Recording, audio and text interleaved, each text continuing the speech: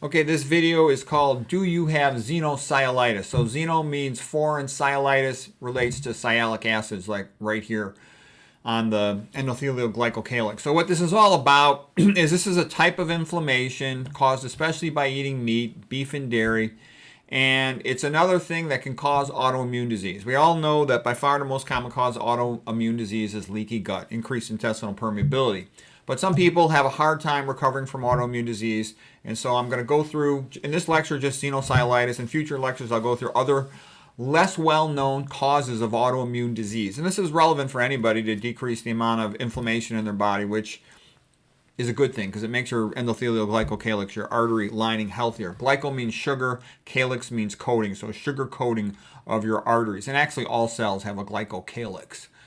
The basic structure of a glycocalyx, here's the plasma membrane of your endothelial cells, cells that line your arteries. You know, the outer leaflet towards the lumen of the artery, the inner leaflet towards the cytoplasm of the endothelial cell. This is a core protein that sticks up out of it, and it has these repeating units of sugars, disaccharides, typically heparan sulfate, that extend outward, and they are bound to sulfates, which have a very strong negative charge.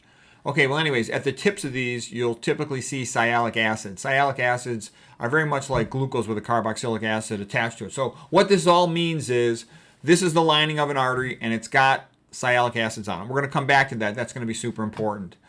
The sulfates have a big negative charge. A sulfate is a sulfur with 4 oxygen molecules attached to it.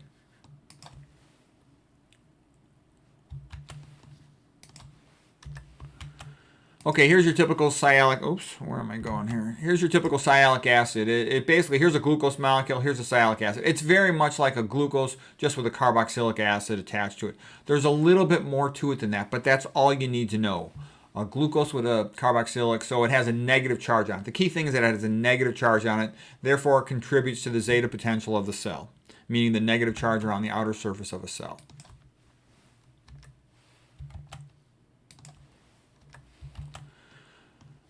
Okay, so what zeta potential is all about is maintaining a negative charge. What sialic acids are all about is they provide information. They're like the identity card on the outer surface of a cell. And humans have a very specific type of sialic acid. It's called Nu5AC. The thing to remember is the A. Think of the A in the human sialic acid as being like the A in the word human. Okay, and the immune system comes along and it'll bind. Let's say this is a sialic acid sticking up from a cell. The immune system will bind to it and confirm it's what they expect to see. So that's how you know you're dealing with self. The immune system identifies things as self or non-self. So let's say this red thing here is non-self. So it would see this and go, oh, that's not self, and it would cause an inflammatory response to that cell. All right, so the problem is going to be when we eat beef and dairy, they produce a different type of sialic acid. They produce one called Nu5GC. So the key difference here is the human one, A as in human, the word human is the normal one. G, like as in gorilla or something, is the abnormal one. And that's relevant because our gut is not as smart as our immune system. Our gut cells will absorb this Nu5GC, and they'll even incorporate it into human tissues. It'll get incorporated in human tissues at multiple different locations in the body. And that's a problem because later on the immune system comes along and it says, hey, why is there Nu5GC? Humans can't make that themselves. So they know that there's a problem. And once the immune system recognizes that, it'll typically cause an inflammatory reaction, potentially kill the cell. So it causes autoimmune disease, okay? Something that causes autoimmune disease is a PAMPs, P-A-M-P-S, which means pathogen-associated molecular pattern. The immune system recognizes a molecular pattern associated with a pathogen, something that's not supposed to be in our body. It is non-self. Okay, so what's the smart thing to do? The smart thing to do is don't eat meat and dairy ever, okay? Because you just make this problem worse. So here's an artery, the lining of the artery. Here's the endothelial cells right in here, and then above it they got the sugar coat, the glycocalyx. And that's got a negative charge on it. Its own zeta potential repels RBCs, which also have a negative charge on them. They're zeta potential. And so I've given other lectures on endothelial glycocalyx, and The thing that you need to know, you actually need to know this to make sense out of tons of things, atherosclerosis, metastatic cancer, autoimmune disease, and a lot of other stuff, is that red blood cells have a zeta potential of a negative charge on their outer surface, zeta potential.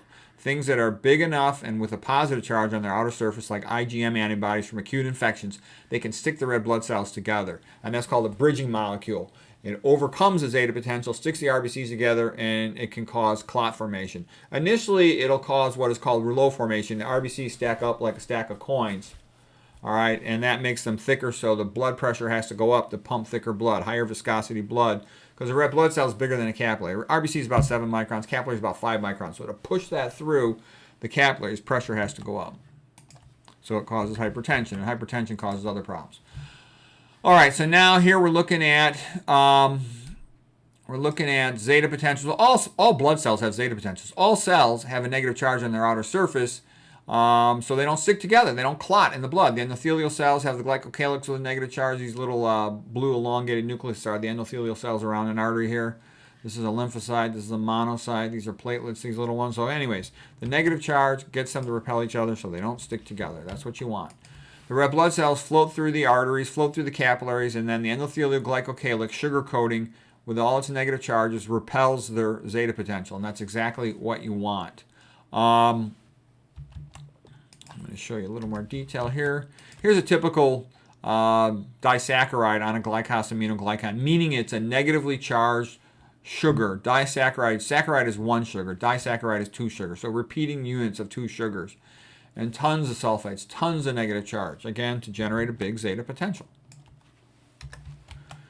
And all this stuff works so that when a red blood cell is floating through a vessel, all the negative charges coming off the endothelium prevent it from sticking to the endothelium. And other things, what contributes to the negative charge of the zeta potentials? Cholesterol sulfate also does, because the sulfur is the yellow, the red is the 4-oxygen. In addition, there's something called exclusion water, easy water, which is like a gel form of water, largely induced by the sulfates, and that has a negative charge associated with it, as do the sialic acids. Okay, so one more time, here's the structure of the endothelial glycocalyx, plasma membrane of, let's say, an endothelial cell, the cells that line the arteries. The core protein sticks up, is attached to this disaccharide, meaning repeating units, a polymer of disaccharides, which have lots of negative charge.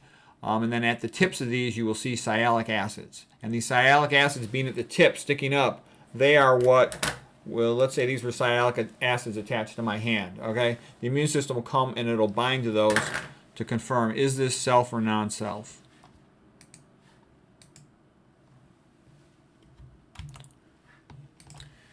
So when the immune system comes along, I'm going to move myself out of this picture here.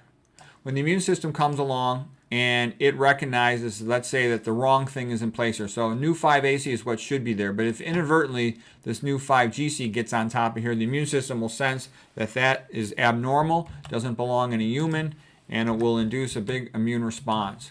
So this is called XenoSialitis. And the 5GC, like we said, should not be there. So the immune system will attack it. It'll form a big immune response to it, and that will damage tissue. They think it's associated with atherosclerosis, increasing risk of cancer, and other problems associated with chronic inflammation. Humans make new 5AC. They do not make 5GC. So anyways, we especially get it from beef and dairy. So you don't want to be eating beef and dairy at all, not one bite. And that'll help you to recover from immune disease. And so I gave you this lecture. This is the last slide, XenoSialitis. So you can be aware of one more thing you can do to minimize your risk of autoimmune disease. Because I have people come out to me. I have doctors with autoimmune disease come up to me and ask me, what can they do? And you won't find this in any of the textbooks. Conventional textbooks will just say, take our drugs. Conventional textbook, the last pathology text, the big Harvard text, I think it's 2017 edition, the big, it didn't have anything on leaky gut, yet alone on XenoSialitis. This is a pretty advanced topic. So anyways, that's how it works.